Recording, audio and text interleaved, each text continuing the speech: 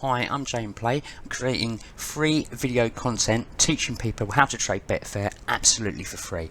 If you're enjoying my videos or you're learning from them, please support me back by hitting the subscribe button, and also don't forget to hit the like button on any videos you watch. This will enable me to create more free content for you so you can learn to become a better trader. Best of luck in the markets.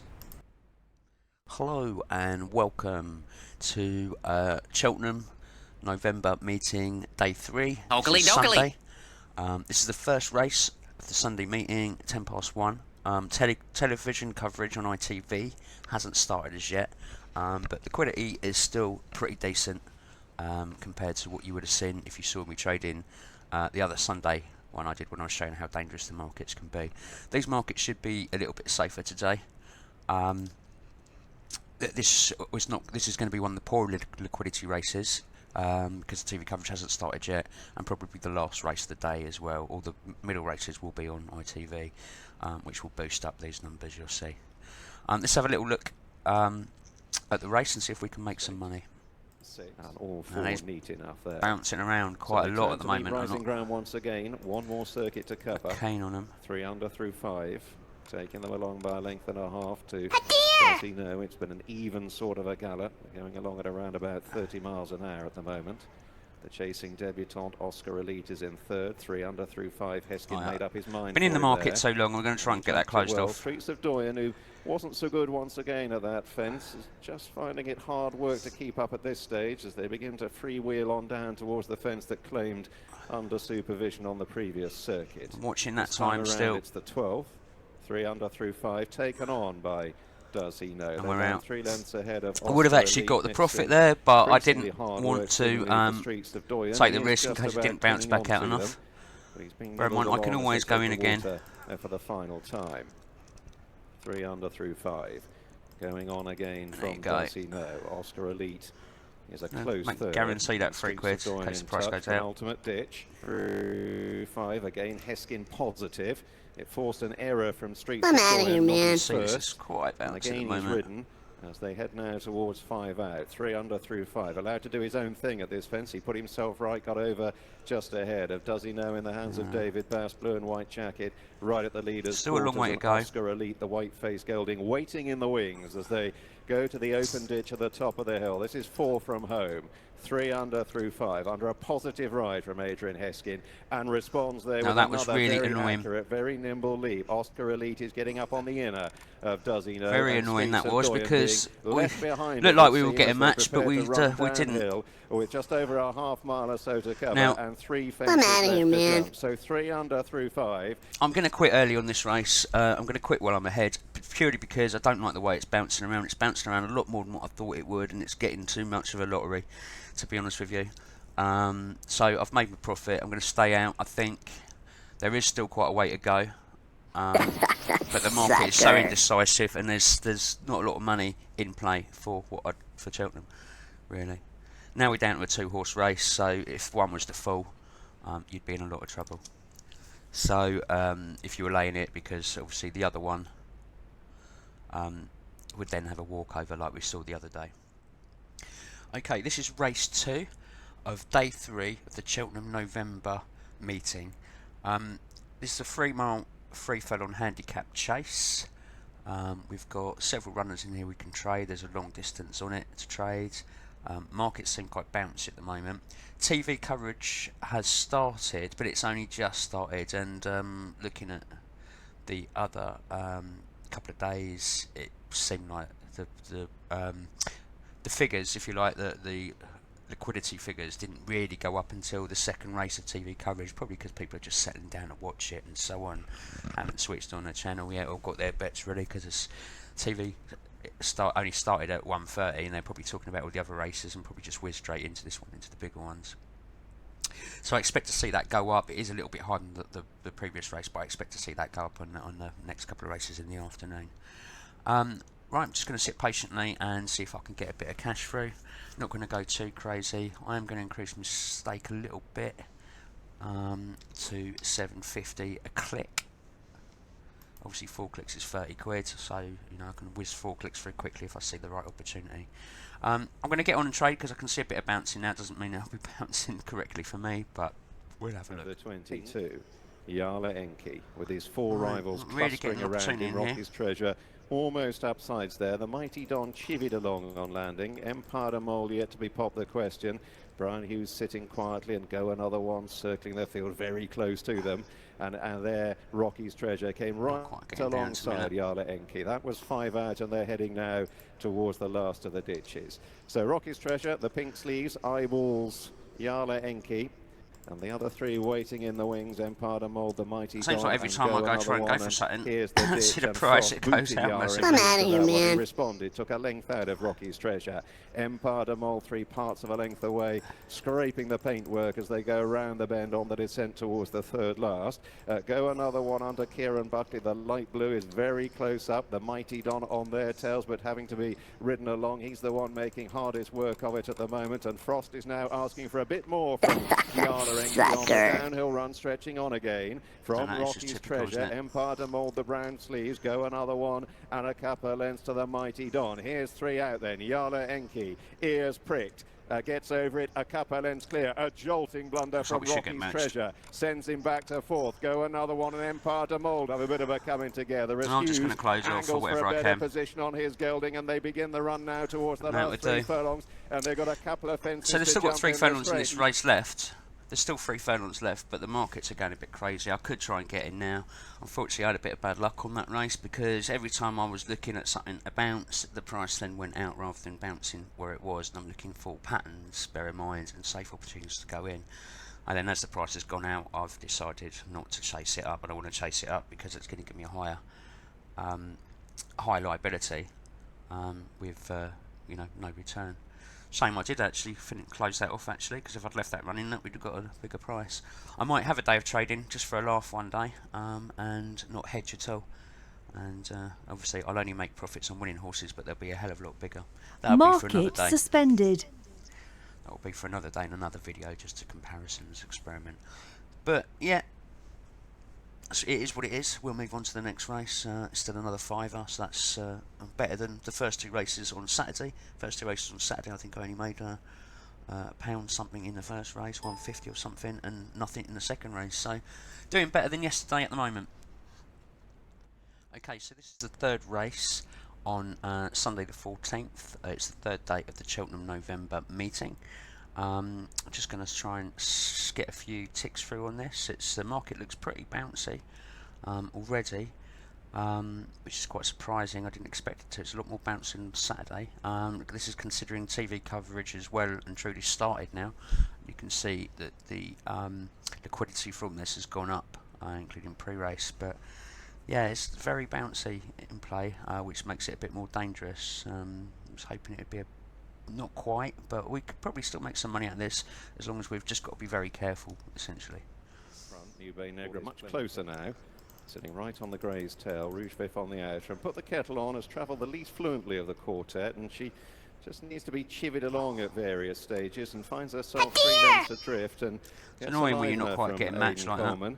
And at this stage, the reigning champion chaser is making hard work of it behind her 3 rivals as they race across the top of the track towards 4 out, the last of the ditches. Politolog from Rouge Vif and New Bay Negra, and Politolog stood too far off that. He dragged his hind legs through it. Rouge Vif comes right alongside. New Bay Negra stalking them as they begin to freewheel on down the hill. Put the Kettle On as close to within a couple of lengths. She's back in touch, but she's still making hard work of it, the mare. The other 2 are well held, and it's New Bay Negra chased by the gallant grey Politolog. New Bay Negra draw.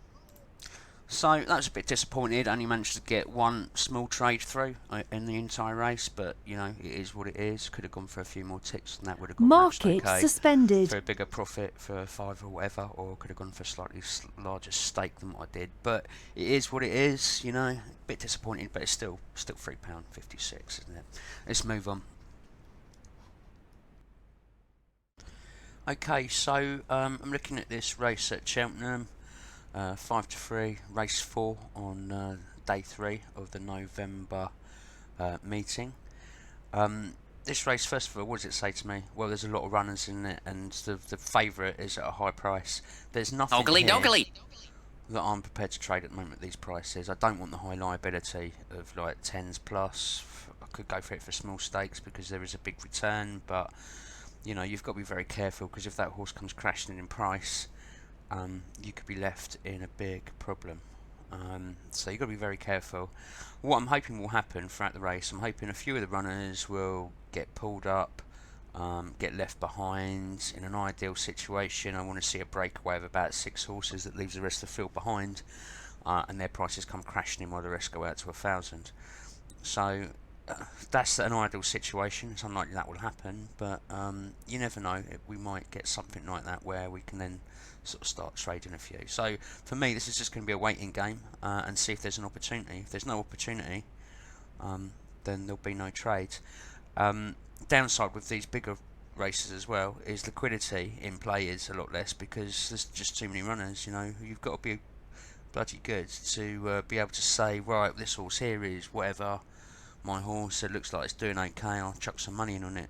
Do you know what I mean? So apart from the sort of front 1 or 2, 3 that the commentator keeps mentioning, I wouldn't have thought much else is going to move, but that doesn't mean they can't come back and win. Yeah, it's a bit of an issue. So the favourite now, Jesse Evans, is now the favourite. It's coming down in price to something more tradable for me. So I like 6s, but we've got to see a bit of bounce on the market. Let's see what happens. Then West Cork, who hurdled out fluently. Once again, Ballyandy was the last one to touch down, and they're racing across the top of the track and heading on towards the 5th. So and it's there'd be not really little more bouncing than enough. 10 lengths covering the field. Is that kind of hit So where up it's going to go? It is still the keen going, no ordinary Joe. To Mick Maestro, Mount Windsor. Campron, the white cap on the inner, rising. Then Jesse Evans, Adagio with the striped sleeves a bit closer. Cormier in Evans behind, is there, was, I think. jumping into the back of horses there. Botox Haas has completely lost his position. It's He's really being simple like pushed this. We've along. got the 3 lowest. Ballyandy's being chivied along in rear. Maurice Rock and Galise McCullough in the orange jacket Well, are I also get a out few the back. ticks off. You see that there's just smaller money because they of begin it. to free wheel down the hill towards the third Can't really put last. big stakes Come in out of just here, man. yet. Joe to Mount Windsor in the black and pink, Mick Maestro wide with West Cork in the black and white, Adagio mid-pack, Jesse Evans in a red jacket, right down on the inside, still very prominent, the white-faced Cameron as they cross the third last, but he stepped at that, kicked it half to the ground. Advanced Virgo in the white and blue spots is making progress to them. Tritonic, red cap trying to get into it as well as they run towards the second last. Come out of here, man. Joe from Campron, Adagio, Might Mick be Maestro, West Cork. Adagio delivered by Tom Scudamore between horses. West Cork, Adagio, they come close together. Oh my God! No ordinary Joe fighting on. Campron is back and forth. West Cork narrowly from Adagio. Shadows the post to the Great Wood. What a day for the Skeltons. West Cork back from Market suspended. Over the intersection of the figure of 8 and on now towards the next, which is fence number 6 at the bottom of the hill.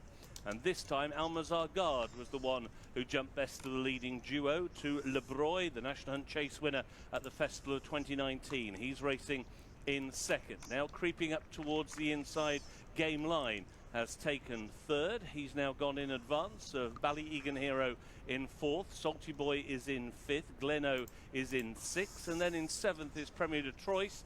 And now relegated to last once again is the locally trained mare Rose of Agabo. They make the turn on the all-weather section of the track and on now towards the open ditch. Taken 3 times. On the first occasion, it's fence number 7 of the 21. And all the leaders jumped that well, all safely over that open ditch and quickly on now towards the 8th. With Almazar Guard on the inside of Le Broy. Le Broy got into the roots of that fence, was comprehensively out-jumped by the top weight Almazar Guard. Again, they go over the intersection of the figure of 8 and on now towards the next, which will be fence number 9. Almazar Guard jumps it well to Le Broy in second. On the inside is Ballyegan Hero and then Gleno, who's now taking more interest as he creeps upon the outside. Widest of all is Premier de Troyes. Certainly the pace has slackened coming up the home straight for the second time because now they're very tightly bunched indeed.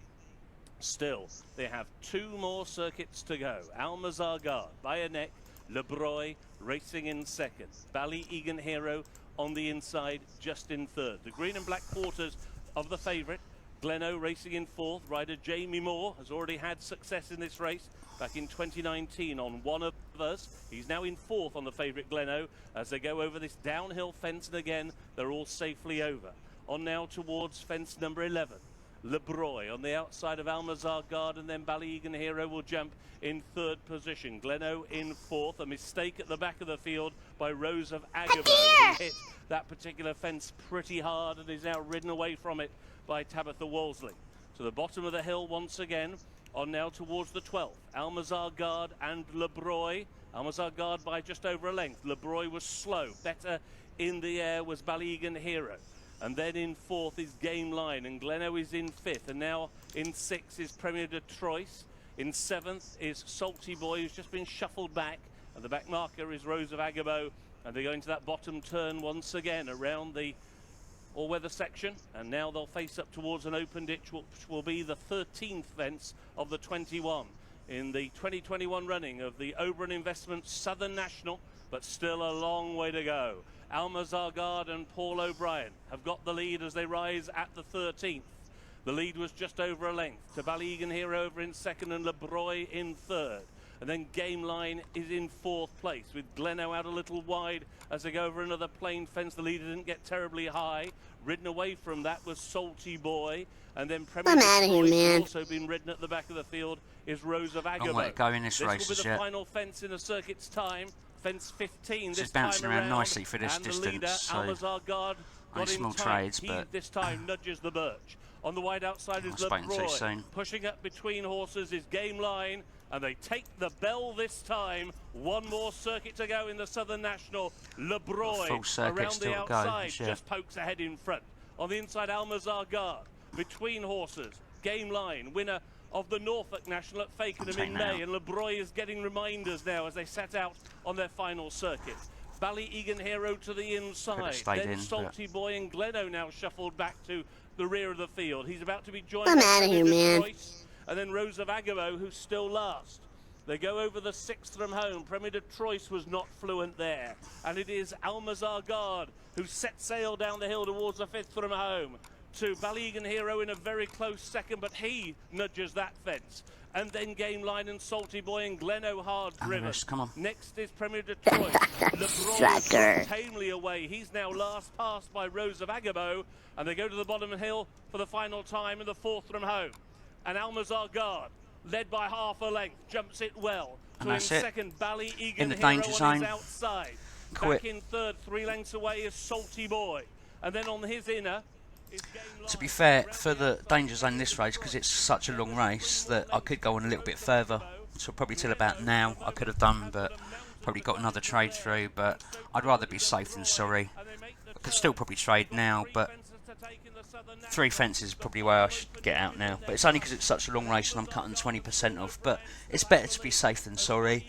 You're always better to get out too early than too late. So, you know, it's not like pre-race trading where you've got the race going in play and you can press take SP. You can't do that when you're in play. And look how crazy these markets are going now.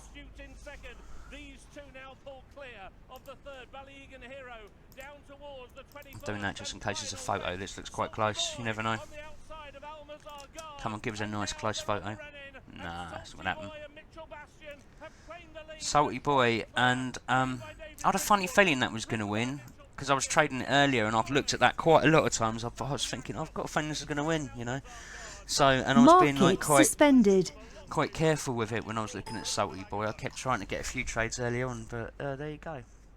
Okay, so this is the final race of the Cheltenham November Meeting 2021. The quality has dropped down massively, probably because of the lower quality of the race and also because TV coverage on ITV has now finished. Although this is actually really good liquidity for what you call a bumper or a national hunt flat race. So there could be some opportunity to make some money within this. I did decrease my stakes to 350, but I think I'm going to put them up to a £5 actually, because the liquidity is better than what I thought it was going to be. I might even pop that up to 750 in fact, as I had before, which is unusual. I would never normally trade these kind of stakes on a bumper race, but you know, there are sometimes exceptions. Let's have a quick look at the race. We're using the race timer as always. Get out before the danger zone and try and make some cash. Field so far, he remains fourth. ahead of Leading Choice.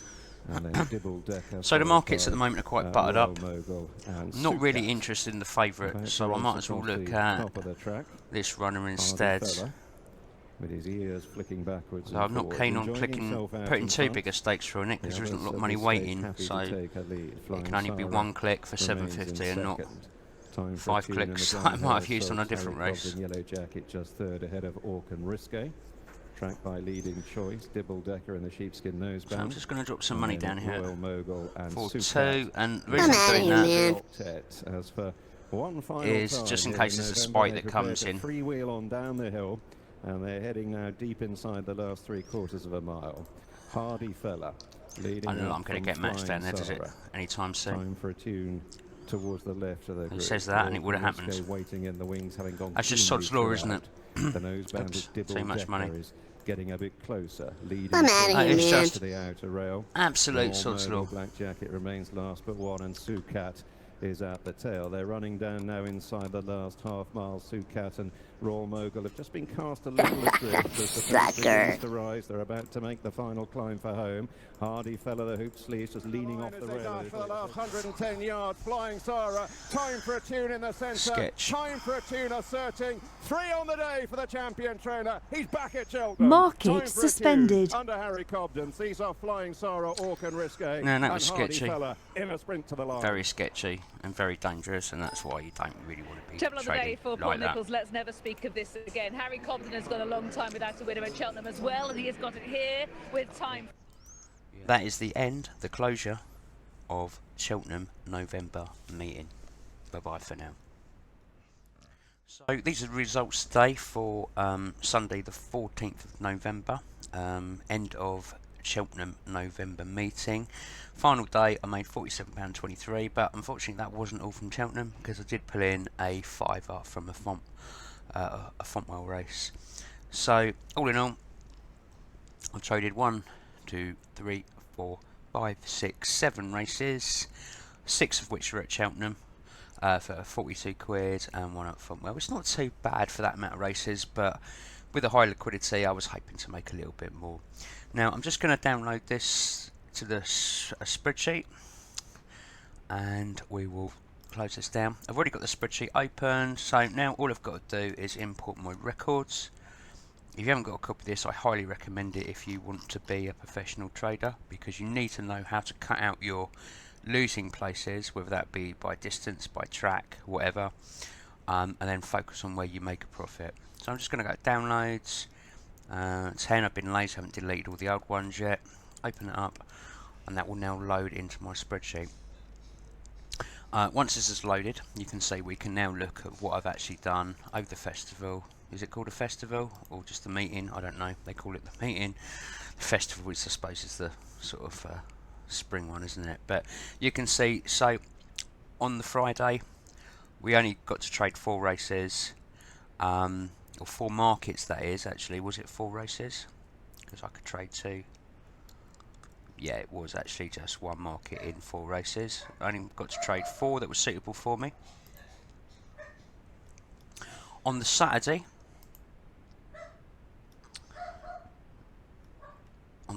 you can see we traded just 4 races. If we minimise that back up, you can see for 52 quid. No, sorry, looking at the wrong one. For £31, sorry, at Cheltenham. And then I've got a few pence elsewhere. And then today we've done 41 over 6 markets. So just check the 6 markets. Was it 1 per? Yeah, only 1. Yeah, basically just 1 market per race. Because obviously, if you trade like 5 different runners, you'd have 5 markets per race. What I'm trying to explain. So essentially, for the amount of markets I've traded, it's not too bad, but it's not the result I wanted. There were a lot of markets that were just unsuitable for me to trade, like the one where there was only 2 runner race. There was a few where there was too many runners, and the prices was just too big for me to trade because I don't want too big a liability. But overall, it's okay. It's not too bad for literally 14 races. That's a total of what, about 120, who's good at maths, 24 quid, something like that for like 14 races. If we just switch over quickly to horse racing, and we have a look at, just let that load up, and it will be on the jumps, obviously. And Cheltenham, this might be an easier way to look at it, so you can see what we've actually done by types of races as well. You can see at Cheltenham I've traded 19 markets this year for £149.96 profit, which isn't too bad. It's not too bad on average, you know. That's probably what it's probably what, about 7-8 quid a race on average at Cheltenham, which is not a bad result. And you can see what I love about Cheltenham is, if you look at my total losses, I've obviously have had some losses, but because they've been maybe in, let's have a break it down. Oh no, we've had 100%. I was going to assume that I've had some losses. I've probably had a loss within like a market, if that makes sense, where I've lost like 2 quid, but I've made 7 quid on another runner or something like that, for a total of a £5 profit. But you can see, out of all the Cheltenham races, it's a really good track for me. I know this. I've had no losses out of 19 markets, £149.96, an average of £7.89 per race I trade at Cheltenham. That's not too bad. Introducing Geeks Toy trading software, the fastest, most customisable and most popular software for betting and trading on Betfair and BetDAC. Designed by professional traders for you. Key features include unlimited desktop settings and the ability to create custom profiles to suit every user's needs. Unbeatable speed, real-time prices and one-click betting.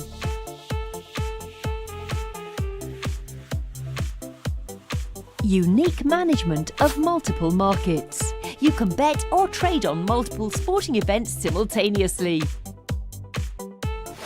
Support for 8 languages. Context-driven help on every window.